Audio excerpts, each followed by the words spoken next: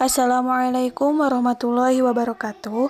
Perkenalkan, nama saya Halisatri Agustin dengan NIM C2186201070 kelas 1B Bimbingan dan Konseling Universitas Muhammadiyah Tasikmalaya. Saya di sini akan mempresentasikan iman dan pengaruhnya dalam kehidupan. A. Hakikat iman.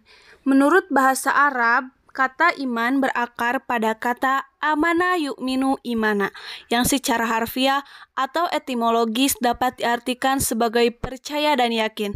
Secara istilah, iman yaitu maknawi atau terminologis merupakan percaya dengan yakin akan ada keberadaan Allah, malaikat Allah, kitab-kitabnya, para rasul-rasulnya, akhirat hingga kode dan qadar yang telah terangkum dalam rukun iman menurut ajaran agama Islam.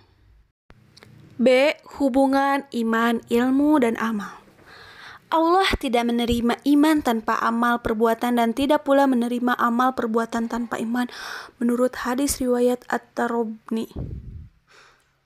Kemudian dijelaskan pula bahwa menuntut ilmu itu wajib atas setiap muslim. Suatu ketika datanglah seorang sahabat kepada Rasulullah dengan mengajukan pertanyaan, "Wahai Rasulullah, apakah amalan yang lebih utama?" Jawab Rasulullah, "Ilmu pengetahuan tentang Allah." Sahabat itu bertanya pula, "Ilmu apa yang dimaksud Nabi?"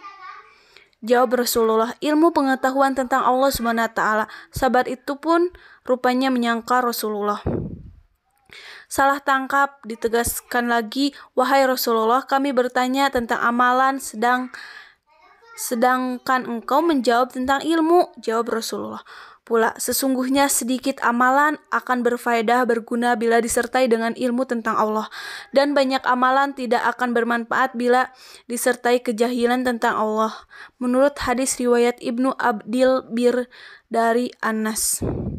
Kejahilan adalah kebodohan yang terjadi karena ketiadaan ilmu pengetahuan. Demikian banyak amal setiap orang menjadi sangat berkaitan dengan iman dan ilmu pengetahuan, karena sesungguhnya orang-orang yang beriman dan mengajarkan amal-amal soleh mereka diberi petunjuk oleh Rabb mereka karena keimanannya. C. Karakteristik dan sifat orang beriman. Iman menjadi dasar untuk berperilaku bagi setiap insan yang mengaku dirinya muslim. Karena dengan iman, seseorang akan merasakan adanya zat yang maha halus dan maha mengetahui, yang tidak hanya menghadirkan orang dari berbuat jahat, tetapi juga memberikan motivasi untuk berbuat baik.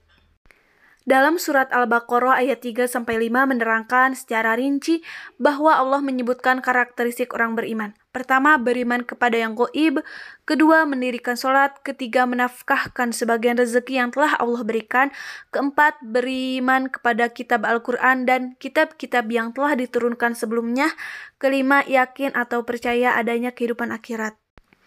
Sifat yang dimiliki oleh orang beriman dalam surat Al-Anfal ayat 2, pertama, merasa takut terhadap Allah SWT dalam hati. Kedua, bertambah keimanan ketika dibacakan ayat-ayat Al-Quran. Ketiga, tawakal hanya kepada Allah. D. Hal-hal yang dapat merusak dan meniadakan keimanan. Pertama, syirik. Kedua, sihir. Ketiga, memakan harta riba. Keempat, membunuh jiwa manusia. Kelima, memakan harta anak yatim. Keenam, melarikan diri dari perang. Ketujuh, menuduh berzina wanita muslim yang baik.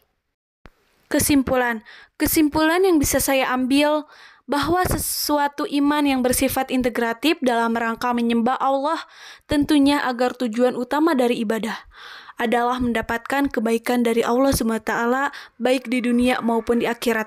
Jika seseorang menginginkan balasan kebaikan di dunia dan akhirat, maka harus benar dalam beriman, memiliki kapasitas ilmu, dan mengamalkan dengan tepat sehingga mendapatkan keridhaan Allah SWT.